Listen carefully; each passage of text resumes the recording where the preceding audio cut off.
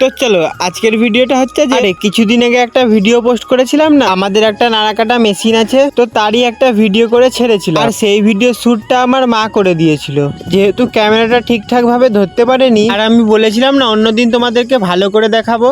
আগে দাঁড়াও, ভিডিওর চক্করে আমি লালি আর কালিকে চাপা দিয়ে দিলাম না তো? না না, ওরা একদম ঠিকই আছে। আর এদিকে মাঠ থেকে যে ঘাসগুলো নিয়ে এসেছিলাম, ঘাসগুলোকে আগে ঠিক মতো জায়গায় রেখে দিই। তারপর আমি ওই বারান্দা থেকে দুভুজা শুকনো নাড়া নিয়ে আসলাম। আর আমি নাড়াগুলো নিয়ে এসে ঘাসগুলো যেখানে রাখা আছে তার উল্টো দিকে রাখলাম, কারণ ঘাস আর নাড়া একসঙ্গে রাখলে কাটার সময় খুব অসুবিধা হয়। আর সানি কাটার আগে ব্লেডগুলোকে ভালো করে ধার করে নিতে হবে। তারপর যখন ব্লেডগুলো ধার হয়ে যাবে তখন ওই যে মেশিন আর ওই মোটরের সঙ্গে ফিতাটা মেশিনে লাগিয়ে দিতে হবে। আর দেখো বোর্ডে ফ্ল্যাগটা লাগানোর সঙ্গে সঙ্গেই দেখো মেশিনটা এবার কত সুন্দর চলতে শুরু করবে।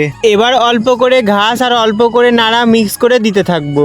আর একটা মজার বিষয় হলো যে কাঁচা ঘাস আর নাড়া একসঙ্গে কাটলে মুখে গামছাটা বাঁধতে হয় না। আর যদি শুধু নাড়া কাটি, বিশ্বাস করো নাকে ধুলোতে ভর্তি হয়ে যায়, পুরো মনে হয় যেন নাকের মধ্যে কেউ নস্যি দিয়ে দিয়েছে। আর এদিকে দেখো ঘাস আর নাড়া কত সুন্দর বিনা খাটনিতে কেটে ফেলছি। যেহেতু আমাদের মেশিনে ডবল ব্লেড লাগানো আছে, তার জন্য শক্ত শক্ত গমার দানাগুলো কি সুন্দর ছোট ছোট হয়ে যাচ্ছে। তারপর সব কাজ কমপ্লিট করে আমি চলে গেলাম 8টা থেকে বিকেল 5টা অবধি চলে গেলাম কারখানায় ডিউটি দিতে।